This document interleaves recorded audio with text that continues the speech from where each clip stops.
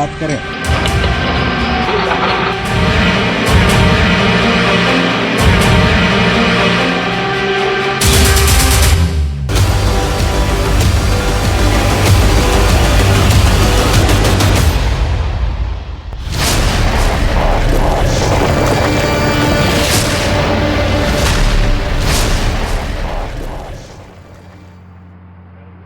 नमस्कार, मैं रीमा प्रसाद। इस वक्त की सबसे बड़ी खबर, गुजरता हुआ हर घंटा इस उम्मीद के साथ कि शायद वो खुशखबरी जल्द से जल्द मिल सके, यानी 41 मजदूर जो तकरीबन 11 दिनों से अंदर फंसे हुए टनल के अंदर, उनको दुनिया के एक्सपर्ट टीमों ने बाकायदा बहुत ही सुरक्षित तरीके से एक पूरा जो होल होता है वो तैयार कर लिया है। एक पाइप, एक सुरंगनुमा जो एरिया है वो तैयार कर लिया है, जिसे 60 मीटर तक कंप्लीट किया जाना है।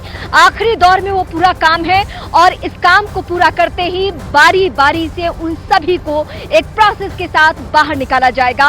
और ये इस वक्त की सबसे बड़ी खबर है। टनल के पीछे की तस्वीरें अगर मैं दिखाने की कोशिश करूं तो वहां पे अभी टॉप एंगल से जो काम, यानी 5 मोर्चों पे जो काम शुरू हुआ था, उन सभी को रोक दिया गया है, क्योंकि जो फाइनल है उससे उम्मीदें ज्यादा बढ़ चुकी है। जो ऑफ रिकॉर्ड भी सीनियर से बातचीत हो रही है, एक्सपर्ट से बातचीत हो रही है, वो यही दावा कर रहे हैं कि आज देर रात तक हो सकता है कि हमें ये सफलता हाथ लग जाए। हम एकदम आखिरी ऑपरेशन के छोर पे हैं और वहां से नाउमीदी की कोई गुंजाइश नहीं बचती है। लेकिन हाँ, 1% हम इस बात को लेकर चल रहे हैं कि कहीं कोई रुकावट आ जाए, कहीं कोई अभी भी जोड़ा आ जाए तो शायद दिक्कतें हो सकती है। लेकिन जो देश भर से दुआएं की जा रही है, जो 41 मजदूरों के परिजनों, उनके रिश्तेदारों और सभी की दुआएं है, उसका असर हो रहा है और किसी भी वक्त वो सभी एक एक करके बाहर निकाले जा सकते हैं। सबसे पहले शुरुआती कदम क्या उठाया जाना है वो मैं बताती हूँ। सबसे पहले मैं अपने सहयोगी सुनील का एक वॉकथ्रू दिखाती हूँ, यानी एक रिपोर्ट दिखाती हूँ,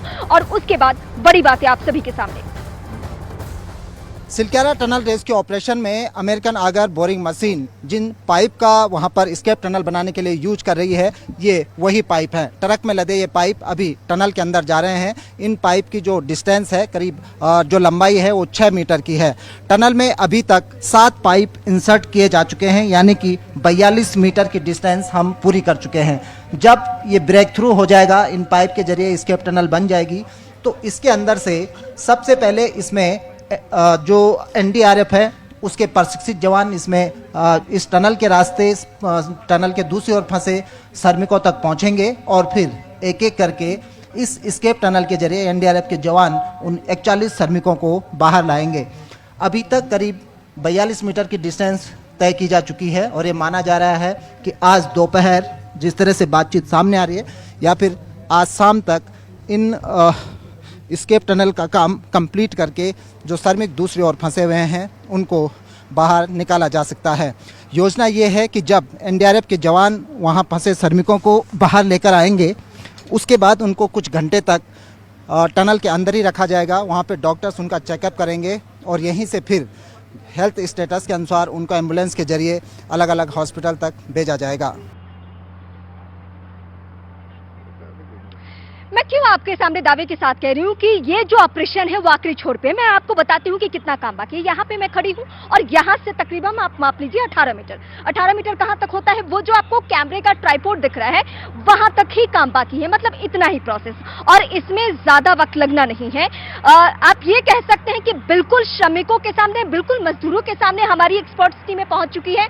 बातचीत बहुत आराम से हो रही है, उनकी मनोदशा बहुत ठीक है, क्योंकि इसमें अमूमन हमने देखा है कि जो इतने वक्त तक रह जाता है टनल के अंदर तो बहुत बड़ी परेशानी, बहुत बड़ी चुनौती होती है। लेकिन सबसे अच्छी बात, जो सबसे राहत भरी बात ये है कि मजदूर, वो श्रमिक सब अंदर बहुत ही ठीक है, मतलब खाने पीने के लिहाज से भी और सब तरीके से। मैं सीधे अपनी सहयोगी प्रियंका का रुख करती हूँ।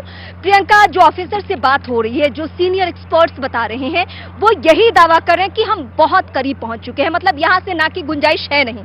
तो ये जो अभी दोपहर के 3 बजने को है, रात के 10 बजे तक अभी तक टारगेट दिया गया है कि संभवतः रात के 10 बजे तक ये ऑपरेशन कंप्लीट कर लिया जाना है। बीते ये 7 घंटे में क्या कुछ होना है, जरा वो प्रोसेस बताइए। रीमा, 7 घंटे कहना शायद थोड़ी सी जल्दबाजी होगी, क्योंकि जो डिस्टेंस है वो भले ही 18 मीटर का है, लेकिन ऐसी क्रूशियल जगह में जहां पर प्लेन रास्ता नहीं है, मलबे के अंदर से रास्ता बनाना है, उसमें समय लग रहा है। और जैसे कि हमने बताया कि अगर 3 पाइप को भी अभी जाना है, अगर 8वीं की वेल्डिंग चल रही है, तो ऐसे में वेल्डिंग ही केवल 3 घंटे का समय ले लेती है। ऐसे में अभी ये कह पाना कि हालांकि उम्मीद यही की जा रही है कि आज देर रात तक ये जो मिशन है ये पूरा हो जाएगा, ब्रेक थ्रू मिल जाएगा, लेकिन ऑब्स्टिकल वही है। अगर अभी जिस तरीके से तेजी से काम चलता जा रहा है, मलबा ही मलबा मिले, कोई चट्टान ना मिले, तो उम्मीद की जा रही है जिस स्पीड से अभी 1.5 पर आवर की स्पीड से अभी जो आगे है वो बढ़ रहा है, वैसे ही बढ़ता रहे तो काम आज रात तक खुशखबरी मिलने की उम्मीद है। अगर कोई ऑब्स्टेकल नहीं मिलता है तो ये तब की बातें हैं। जी रीमा, ठीक है, मैं आपके पास लौटूंगी, लेकिन फिर मैं दर्शकों के सामने बता दूं कि क्या कुछ अभी तक की उपलब्धियां रही हैं। कहा जाता है कि मंजिल बहुत करीब है तो धड़कनें तेज हो जाती है। आप पहले की तुलना में ज्यादा घबराते हैं, ज्यादा परेशान होते हैं, लगता है कि ये हम कठिनाई पार कर ले और मंजिल हमारी करीब आ जाए। यही हो रहा है इस ऑपरेशन में भी। हम सब भी उम्मीद करें कि बहुत जल्द ये हो, लेकिन पूरा प्रोसेस गुजरा कैसे, 6 तस्वीरें आपके सामने होंगी और ये 6 तस्वीरें आपको बारी बारी से दिखाने का मकसद ये है कि आप देखिए दुनिया की एक्सपर्ट्स टीम में क्यों पहुंची है यहाँ पे। दुनिया के वो मशीनें जो अत्याधुनिक है, जो अमेरिकन मशीनें हैं, उनका इस्तेमाल इस ऑपरेशन में हो रहा है। ऐसा नहीं है कि भारत में सुरंगों में या फिर टनल में लोग या मजदूर नहीं फंसे हैं, ऐसा बहुत बार हुआ है। बोरवेल में बच्चों के फंसने की कहानी आपने खूब सुनी है, लेकिन ये ऑपरेशन इसलिए मुश्किल है कि हिमालय के जो पहाड़ होते हैं उनके बारे में अनुमान लगा पाना मुश्किल है। ये टनल की तस्वीरें भी मैं दिखाऊंगी और साथ साथ मैं आपको ये बताऊंगी कि ये जो पहाड़ होता है इसमें पता नहीं चल पाता है कि कहां आपको पत्थर मिलेगा और कहां पे बारीक कंक्रीट मिलने वाला है, और यहीं पर सबसे बड़ी दिक्कतें सामने आ जाती है। लेकिन अब मैं आपको बताती हूं कि उत्तराखंड की सरकार ने जो कदम उठाए हैं वो सराहनीय कदम है। यानी पीएमओ से लेकर सीएमओ तक किस तरीके से ये कोऑर्डिनेशन का काम किया जा रहा है वो बहुत बेहतर है। उत्तराखंड के सीएम पुष्कर सिंह धामी ने कहा है कि सब कुछ बेहतरीन हो रहा है, बहुत ही जल्द खुशखबरी आनी है, यानी मजदूर बाहर निकल जाएंगे। उत्तराखंड के सीएम को हमने बार बार देखा, जब भी मजदूरों की पहली तस्वीर सामने आई, जब उनसे फोन पे बातचीत हो पाई, जब उनके पास खाना पहुंचाया गया, मतलब जो भी होता रहा, आप ये कह सकते हैं कि उत्तराखंड की सरकार का पूरा फोकस इस वक्त उत्तरकाशी पर है। पहले बयान सुनवाते हैं हम आपको सीएम का। और आज जो मशीन है, ऑगर मशीन, वो मशीन काम कर रही है। हमें उम्मीद है कि जल्दी सभी हमारे श्रमिक भाई सकुशल बाहर निकलेंगे।